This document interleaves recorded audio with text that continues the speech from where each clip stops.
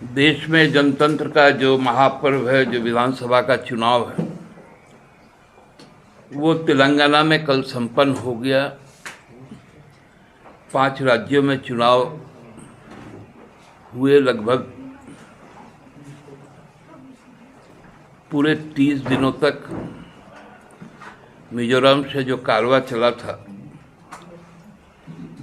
वो तेलंगाना में आके थमा।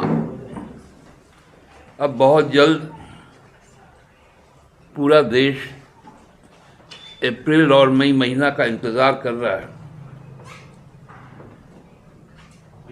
कि जो विगत 10 वर्षों का जो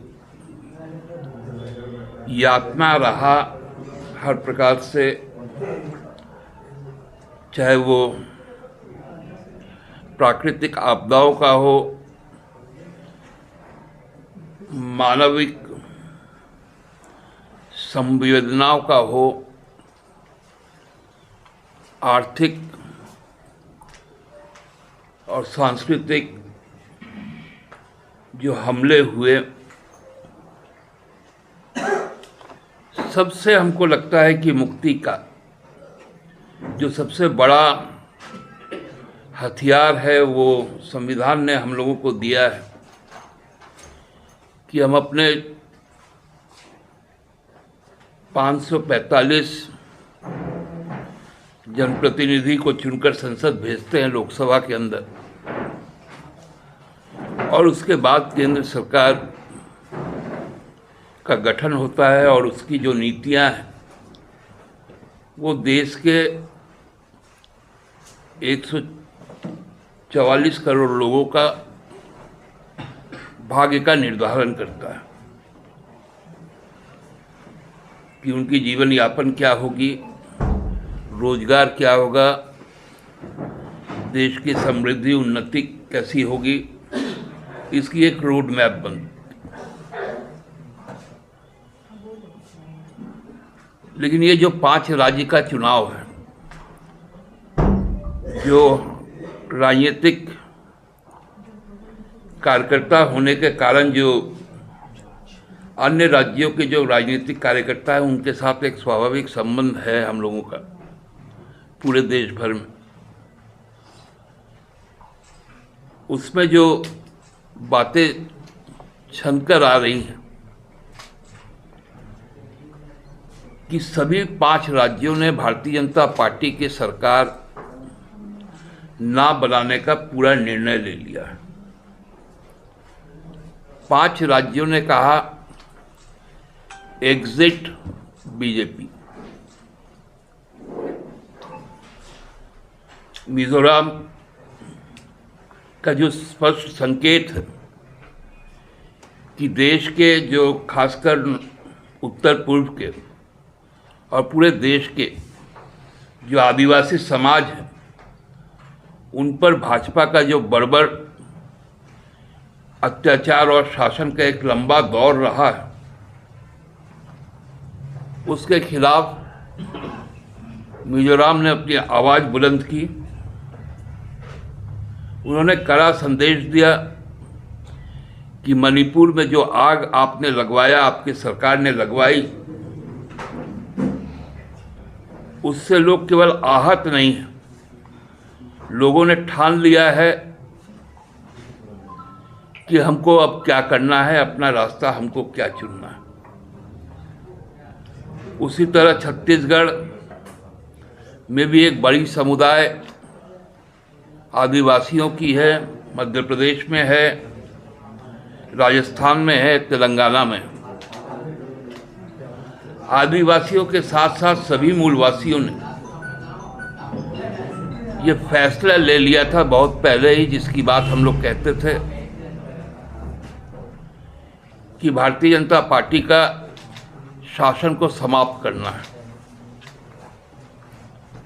उस दिशा में लोगों ने अपनी बातें कही है और उसका प्रत्यक्ष जो फल है वो औपचारिक तौर पर 3 तारीख को सामने आएगा। साथ साथ आप लोग देख भी रहे हैं कि जो बौखलाहट भाजपा के नेताओं में मची है। कल आपने देखा होगा कि देवघर में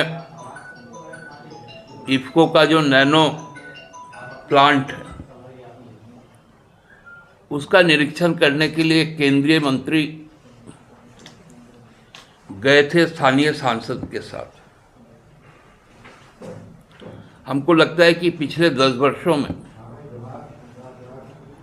वहां पर किसी केंद्रीय मंत्री का यह तीसरा दौरा था। अब उसमें क्या स्वार्थ है हमको नहीं मालूम, लेकिन विगत 10 वर्षों में माननीय प्रधानमंत्री, गृहमंत्री और सभी तरह के केंद्रीय मंत्री झारखंड आए, लेकिन एचईसी का दौरा किसी ने नहीं किया।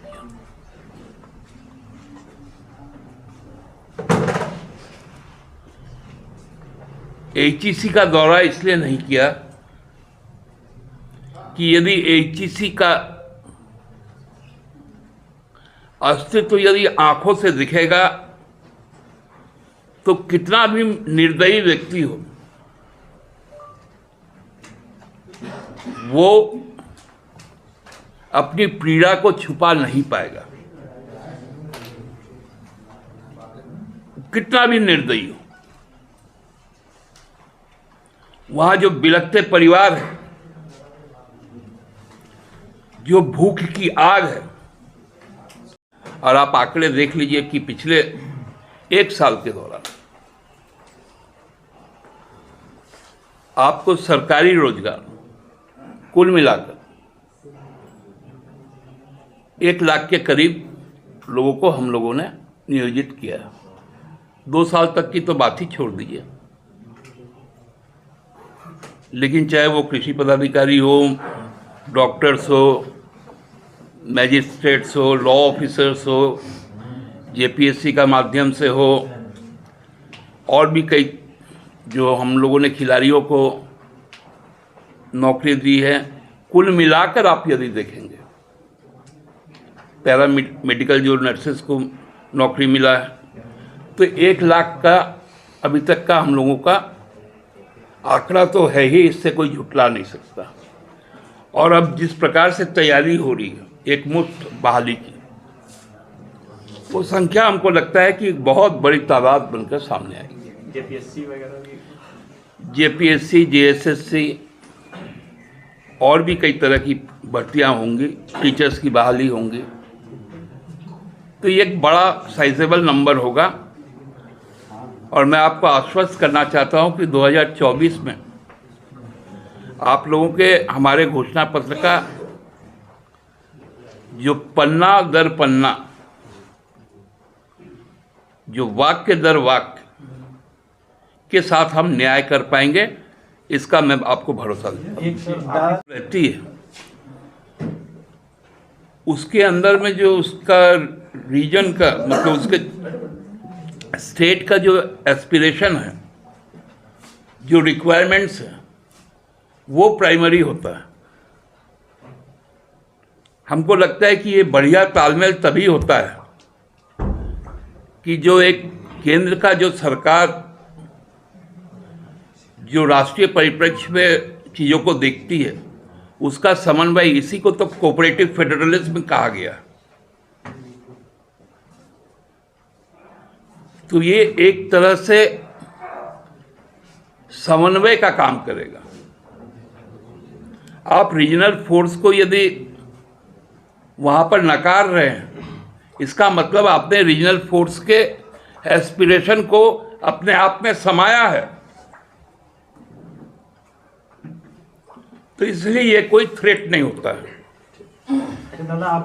वो सरकार अब विचार करेगी। अब बहुत हम लोगों के लिए एक आज शुभ दिन भी है कि हमारे मजदूर भाई लौट कर आ रहे हैं। हमको तो लगता है कि मौत के मुंह से ही निकल कर आए हैं, तो उनको पहले स्वागत तो कर लेने दीजिए। अब शादी ब्याह का भी मौसम चल रहा है, पहले तो स्वागत होता है अतिथियों का, और ये तो घर के लोग हैं। उसके बाद ना मेनू कार्ड की तरफ आप जाते हैं। कि क्या क्या मेनू है। आने दीजिए।